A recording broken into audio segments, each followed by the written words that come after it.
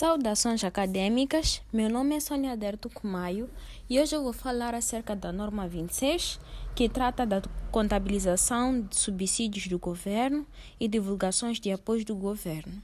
Esta norma está sendo feita sob a orientação do docente Abílio Muxanga e sem mais nós vamos agora passar para aquilo que é o conteúdo ou para a apresentação desta norma. A apresentação desta norma eu irei trazer aqui a introdução, vou falar do objetivo da norma 26, vou falar do âmbito e aplicação, vou falar do conceito de subsídios do governo, vou falar dos subsídios não monetários, vou falar dos subsídios relativos a ativos, vou também falar dos subsídios relativos a rendimentos, vou falar dos reembolsos de subsídios, apoios governamentais, as divulgações obrigatórias, trarei também exercícios práticos para consolidar aquilo que é a prática da prática tanto teórica como de exercícios, neste caso, para a norma 26. Vou também trazer de forma generalizada aquilo que a norma trata e também algumas aprendizagens que nós podemos ter mediante a norma 26. Então, nós temos que saber que, primeiramente, o governo, ele não só percebe e, de repente, ele está a dar dinheiro às pessoas de graça. Então, o governo, ele pode conceder subsídios para uma empresa que, por exemplo, se interessa em fazer algo, pode conceder subsídio para empresas que querem fazer algo que interessa ao país.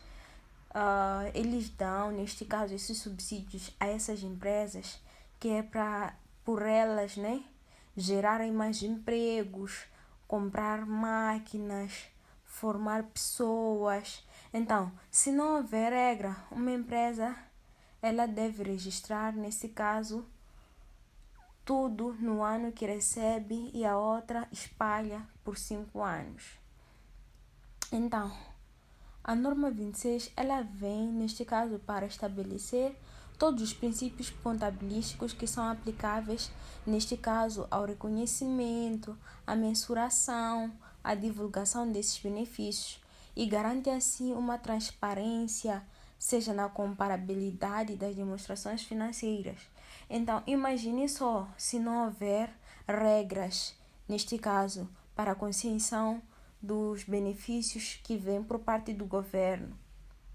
Então, uma empresa, ela pode registrar aquilo que recebeu no ano, ou uma empresa pode, por exemplo, recebeu no ano e vai registrar no outro ano. E depois nós vamos tentar ver as demonstrações financeiras da empresa, vamos ver que é uma confusão. É difícil de nós pegarmos uma e outra e comparar. Então, a norma 26, neste caso, ela nasce para organizar e sem ela nós vamos ver que o subsídio pode ser fica distorçado, ou seja, o subsídio, distorcia aquilo que é o lucro do ano. Então, por que o governo dá subsídio? O governo, ele dá subsídios que é para incentivar as atividades econômicas, para promover o desenvolvimento regional, neste caso para apoiar alguns setores estratégicos daquilo que são organizações. E em relação ao objetivo da norma 23, o tratamento contabilístico, neste caso, da norma 23. Então, o objetivo, na verdade, está resumido em 3 coisas. Esta norma, ela vem nos dizer quando é que nós podemos registrar, neste caso, quando é que nós devemos reconhecer o subsídio. Vem para nos mostrar também qual será a alocação financeira correta dos subsídios, ou seja, por quanto valor nós vamos registrar o subsídio, e também vem para garantir, neste caso, que o efeito do subsídio, ou seja, o efeito do subsídio vem para nos ajudar a sabermos quando é que nós vamos registrar os subsídios nas demonstrações financeiras para que nós possamos garantir que o efeito de subsídio apareça no período certo. Então, o objetivo da norma 26 é, de forma geral, padronizar. Assim, nós vamos ver que o subsídio ele não vai afetar aquilo que é o resultado quando a empresa realmente cumpre com o objetivo do governo principal. Neste caso, qual é o risco se não houver um objetivo claro? Se por acaso não houver um objetivo claro, haverá risco, neste caso, de manipulação do resultado. A empresa ela pode inflamar o lucro no ano que recebe subsídio, neste caso, e também pode esconder prejuízos reais. Por isso, essa norma ela é muito benéfica porque ela assegura que os impactos econômicos dos subsídios sejam refletidos de forma adequada nos períodos e também nos respectivos custos, ou seja, os investimentos que ocorrem. E em relação ao âmbito da norma, esta norma ela aplica-se à contabilização de subsídios públicos, à divulgação de apoios concedidos pelo Estado. E esta norma ela não inclui, neste caso, os efeitos de variações de preços cambiais ou a inflação, os benefícios fiscais, impostos sobre rendimentos, participação societária direta do governo na entidade. Ou seja, essa norma ela define o que é subsídio e o que não é. Ela também diz que entra dinheiro ou bens dados pelo governo em condições em que não entra quando se trata de um benefício fiscal. Quer dizer, por exemplo, o RPC tem uma norma própria. Segundo, não entra, neste caso, quando o governo como acionista, porque isso é capital, então não entra no subsídio. O subsídio agrícola, por exemplo, tem norma própria, neste caso que é a norma 17. Tem ajustes do preço. Ajuste de preços tem a ver com a economia, não com o subsídio. Então, a norma 26, ela só faz aquilo que é a transferência de recursos do governo para a empresa sem nenhuma condição. Então, o benefício fiscal não entra aqui na norma 26. Então, a isenção, nós também podemos nos perguntar se a isenção do IVA é subsídio. Não, a isenção do IVA não é subsídio fiscal. Ou seja, a isenção fiscal fica fora naquilo que é o âmbito que é tratado, que fica fora do âmbito porque é tratada na norma de impostos e não nesta norma 26. Sobre a definição, os subsídios do governo são, nesse caso, transferência de recursos que são efetuadas por entidades públicas em troca de cumprimento futuro ou passado de certas condições operacionais da empresa. E também tem condições de reconhecimento. Então, o subsídio só deve ser registrado nas contas se houver segurança razoável que a entidade irá cumprir as condições que o dinheiro será efetivamente recebido. Neste caso, primeiro, existe uma regra de ouro, que primeiro é uma segurança que a empresa vai ter de que vai produzir futuramente. Aí sim pode ser registrado nas contas contabilísticas. E também posso registrar, nesse caso, se eu tiver uma segurança razoável de que eu vou receber sem falta. Então,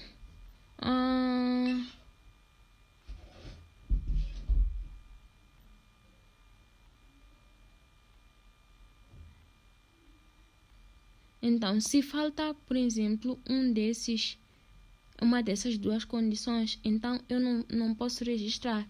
Pelo contrário, podemos até registrar, né? Mas como passivo diferido. E o que isso quer dizer? O subsídio, ele não é uma promessa. Eu só devo reconhecer se eu tenho a prova que vou cumprir aquilo, eu vou cumprir, neste caso, o que o dinheiro vem para mim, ou o dinheiro que vai entrar, eu vou cumprir naquilo que são as cláusulas que eu predestinei, ou que eu, na fase em que o governo me deu o subsídio, eu disse que ia fazer. Então, eu só reconheço, neste caso, quando eu tenho prova de que eu vou cumprir que o dinheiro vai entrar. Então, isso vai evitar eu reconhecer uma receita falsa. Então, imagine só se de repente eu recebo dinheiro, mas eu ainda não cumpri a condição. Será que eu devo registrar? Nós já dissemos anteriormente que nós só registramos ou só reconhecemos os subsídios do governo se primeiro eu tiver uma segurança de que eu vou receber o subsídio e eu vou cumprir naquilo que o subsídio foi me dado que era para eu fazer. E em segundo lugar, se eu tiver a máxima certeza de que eu vou receber o subsídio, neste caso, do governo. Então, se eu recebi dinheiro, mas eu ainda não cumpri a condição naquilo que é do subsídio, significa que eu não devo registrar, porque o registro no banco a débito e num passivo chamado subsídios diferidos a crédito, só passo, neste caso, para rendimentos quando eu cumprir. Temos aqui um exemplo comum, que é a aquisição de máquinas e instalações industriais, incentivados diretos à produção local, auxílio de formação de trabalhadores ou fenômeno de novos empregos. Vamos também a seguir falar em torno, neste caso, dos subsídios não monetários. Então, subsídios não monetários. Subsídios não monetários são um exemplo, ocorrem quando o governo atribui diretamente bens materiais ou ativos em vez de recursos financeiros em espécie. Como um exemplo, quando o governo dá terreno, quando o governo dá edifício, quando o governo dá uma máquina em vez de dinheiro. E nós vamos ver que contabilisticamente pode ser assim, mesma coisa, ou seja, é igual. Porque primeiro eu registro o bem no ativo, neste caso pelo justo valor, e depois o subsídio, neste caso no passivo, eu vou reconhecendo assim como rendimento. Então, e o que quer dizer subsídio não monetário? Não monetário, na verdade, não muda a lógica. E se o governo dá terreno de, por exemplo, 1,2 milhões, então significa que eu tenho um ativo de 1,2 milhões e, neste caso, o subsídio é avaliado em 1,2 milhões. Então, isso eu vou reconhecer, neste caso, ao longo da vida útil. Então, por que nós, nesses casos, nunca vamos usar, neste caso, o justo valor e não o valor nominal? Neste caso, o valor nominal que é igual a 0. Então, o justo valor, ele dá aquilo que é a imagem fiel. Se eu registrar a 0, o meu balanço, ele vai aparecer como fica neste caso subavaliado. E o leitor, ele não sabe o que né, a minha empresa tem, ou aquele terreno é avaliado a quanto. Então, por isso que todos os subsídios que o governo dá não monetários devem ser mensurados pelo seu justo valor ou pelo seu valor nominal. Temos também aqui o nosso ponto 6, que fala sobre os subsídios relativos a ativos. Neste caso, são apoios que são destinados à aplicação de construção ou desenvolvimento de ativos tangíveis ou intangíveis de longo prazo, neste caso, investimentos em capital fixo. Então, o subsídio, neste caso, que podem nos dar para comprar uma máquina, para nós construirmos uma fábrica. Então, nós vamos ver que esses subsídios, eles até são subsídios de investimento que eles não vão dar, assim, um retorno lógico, ou não vão dar um retorno daqui para aqui.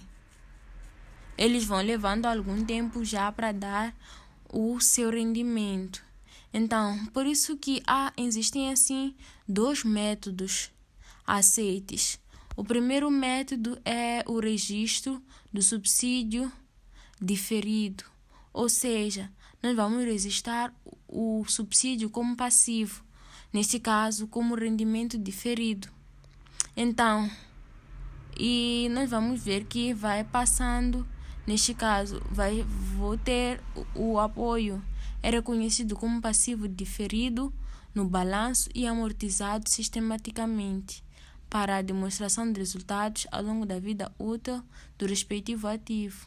Ou seja, ao longo do tempo, o rendimento diferido, ele vai passando para o resultado, neste caso, da depreciação.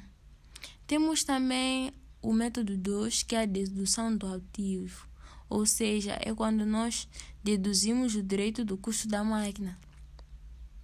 E nós vamos ver que aqui já deprecia-se menos porque a base é menor, ou seja, nós vamos ver que aqui nós vamos ter uma correlação custo e rendimento. Então, se a máquina dura, por exemplo, 5 anos, então significa que o subsídio também vai ter que ter um resultado em 5 anos. Isso vai evitar, neste caso, aquilo que vai ser o lucro falso no ano 1. E se nós olhássemos para esses 2 métodos e nos perguntássemos qual seria o melhor método, na verdade, os 2 métodos, eles são aceitos pela norma. Então, tanto o método do rendimento diferido e o método de dedução do ativo. E o método de dedução do ativo é o mais simples, porque a aplicação, a empresa, ela, independentemente dos 2, ela escolhe o que se aplica melhor para a sua, neste caso, entidade. Temos também aqui os subsídios relativos a rendimentos. Então, temos auxílios que se destinam especificamente a compensar gastos operacionais imediatos ou perdas já incorridas pela entidade empresarial. Neste caso, imaginemos que assim, esse subsídio ele vem mais para ajudar uma empresa a pagar salários. Imagine se tivermos formação, juros, e nós vamos ver que esses benefícios, eles devem ser imediatos. Então, eu devo, na minha contabilidade, eu devo reconhecer como rendimento, neste caso, no mesmo período que eu gasto esse valor de subsídio. Então, também tem a questão da apresentação, que eu devo mostrar o subsídio do governo com outra receita.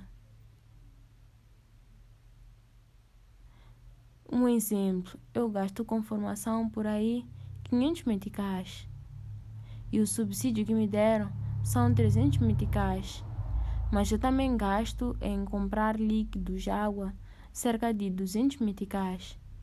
Então, o que isso quer dizer? Isso quer dizer que o subsídio de rendimento, ele compensa o gasto. Eu gastei em formação 500 meticais e recebi, neste caso, 300 meticais. Então, o custo real da empresa foi de 200 meticais. Então, essa norma ela permite mostrar essas variações. Então, por que nós não podemos espalhar por vários anos? Então, porque esse gasto nós só tivemos gasto específico de um ano.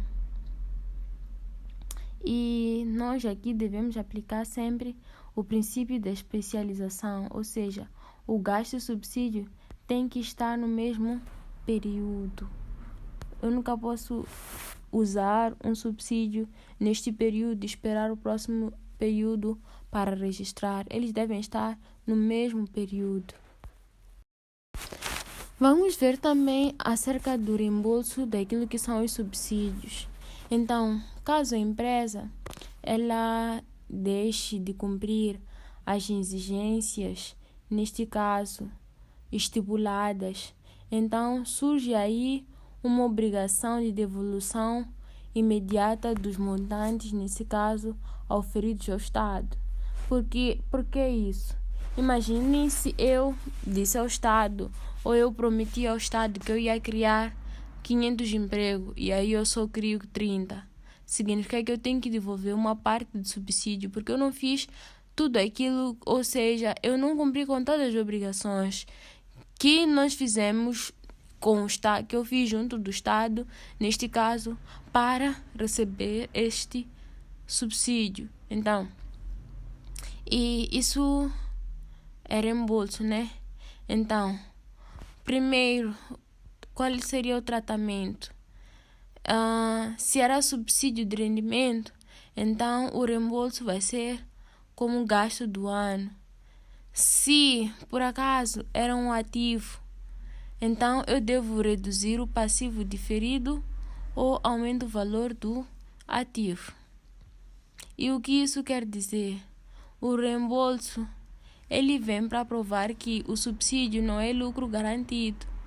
Então, só vai me ajudar a cumprir, só é meu se eu cumprir a condição.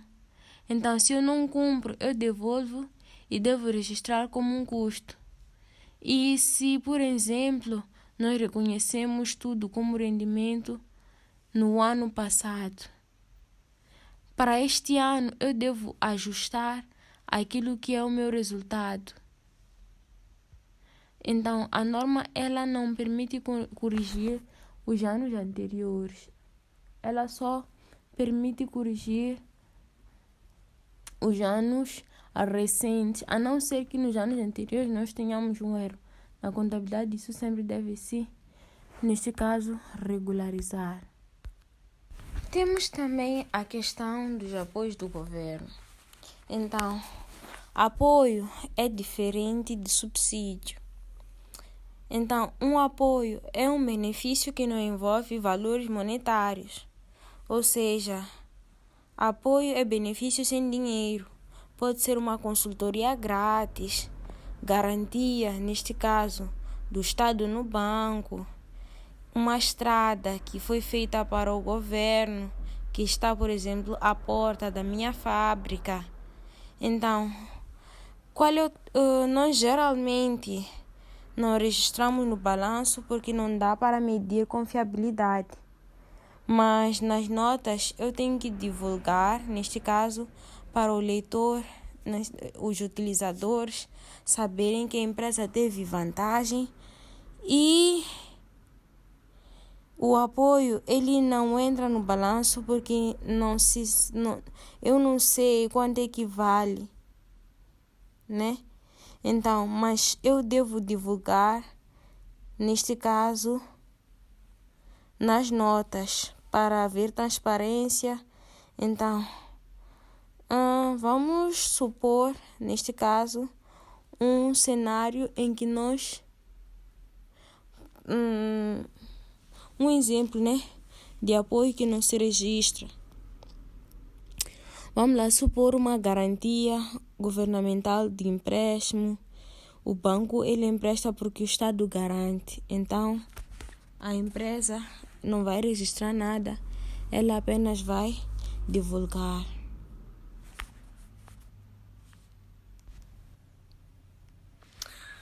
Relativamente às divulgações, então, o que eu devo ter em conta neste caso para as notas, para os utilizadores poderem entender?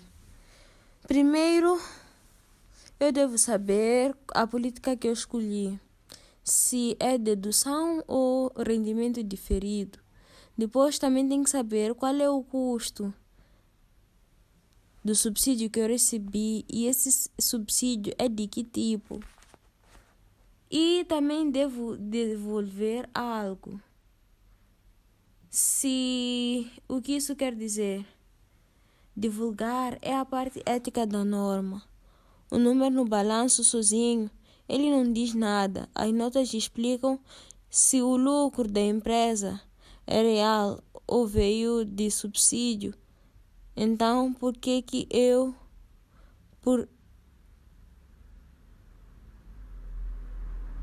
é importante também nós divulgarmos as condições que não são cumpridas? Porque os utilizadores, eles também precisam saber do risco. Imagine uma empresa pode ter, neste caso, que devolver 800 mil no próximo ano.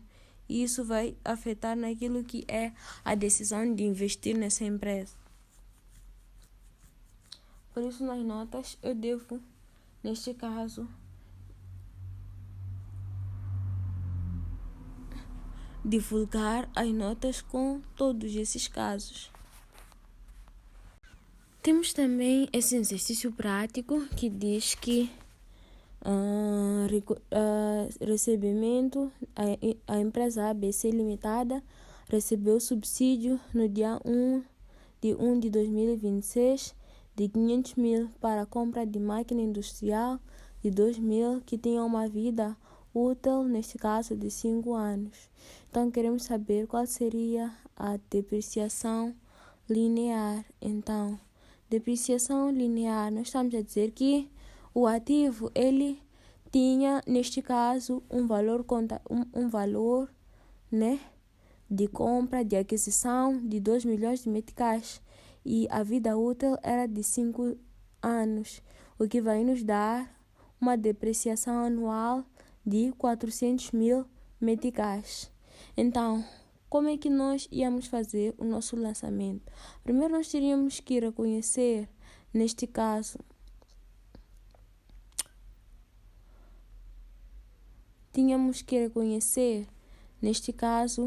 o ativo, que íamos ter a conta 1, depósitos à ordem, neste caso banco, em conta a partida da conta passivo diferido no valor de 500 mil. Também temos o segundo lançamento, que seria a compra da máquina, que nós teríamos como ativo fixo, neste caso, e também teríamos como banco. Também temos a outra linha que fala acerca do reconhecimento anual, que é de 1 por 5. Nós teríamos o passeio e também teríamos a conta de outros rendimentos. Vamos, nesta sequência, passar para o nosso próximo exercício. Temos aqui no nosso exercício 2 que sobre uma empresa que teve um apoio para a formação num valor de 300 mil meticais para cobrir os custos de formação de 500 mil. Então, como lançamento, nós teremos a débito, o banco, e a crédito os rendimentos do período no valor de 300 mil meticais. Então, nós aqui vamos ver que o custo, nesse caso da formação ou das DRs, vai ser 200 mil. Também temos o outro exercício que fala acerca de não monetário. Então, temos doação de um terreno avaliado em 1.200.000 para instalação industrial. Então, teríamos aqui o lançamento de débito na conta de terrenos e crédito na conta de subsídios diferidos, passivo pelo justo valor.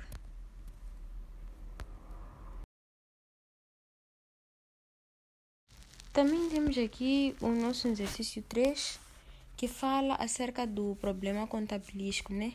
Que uma empresa, neste caso a empresa XYZ, recebeu 800.000 sob condições de manter 50 postos de trabalho ativos durante 2 anos. No ano 1, o cumprimento foi apenas parcial. Nós já sabemos que a norma 23 ela já abrange 2 condições.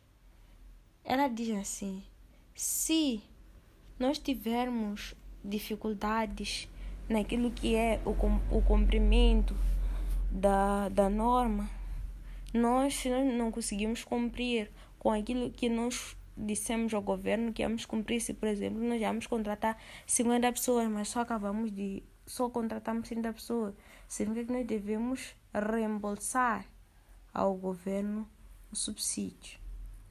E na ausência, neste caso, da segurança pelas condições contratuais serem atingidas, os valores não podem transitar também para demonstração de resultados como ganho.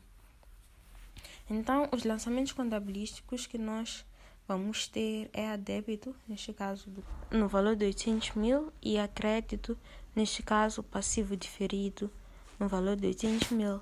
Então, aqui nós vamos ver que vamos mantém-se retido como obrigação até a comprovação, neste caso, que nós cumprimos tudo aquilo que foram as operações contratuais entre mim e o governo.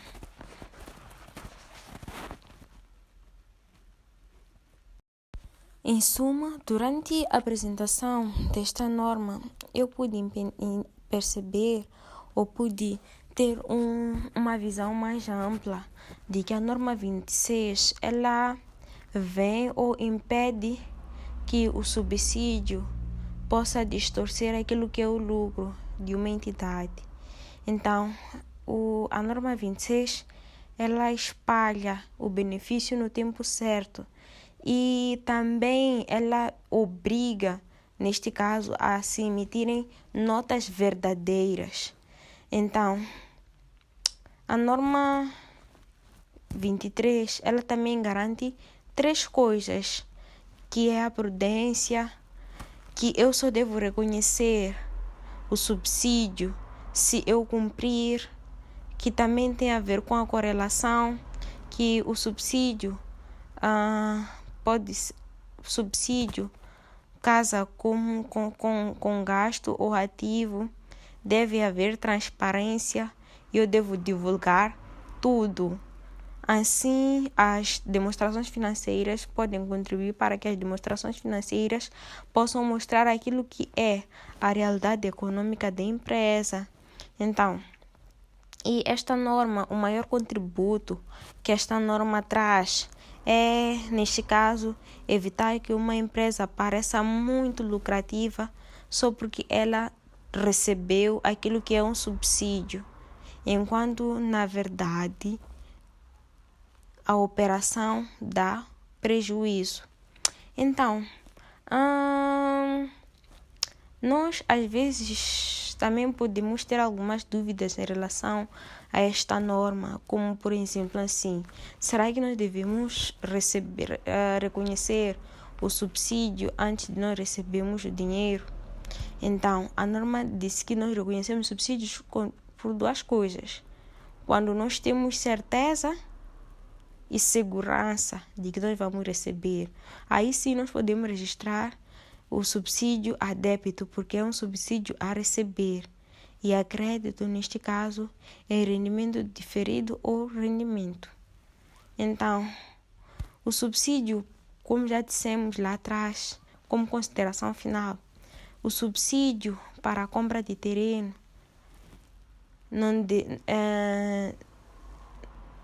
como é que nós devemos tratar? Nós já vimos que o subsídio, o terreno, ele nunca vai depreciar. Então o subsídio também não vai para o resultado, ele fica como capital próprio, ou seja, vai ficar como uma reserva. Ele só vai para o resultado se vender o terreno. Então, contudo, essa foi a apresentação de mais uma norma de contabilidade financeira e muito obrigada.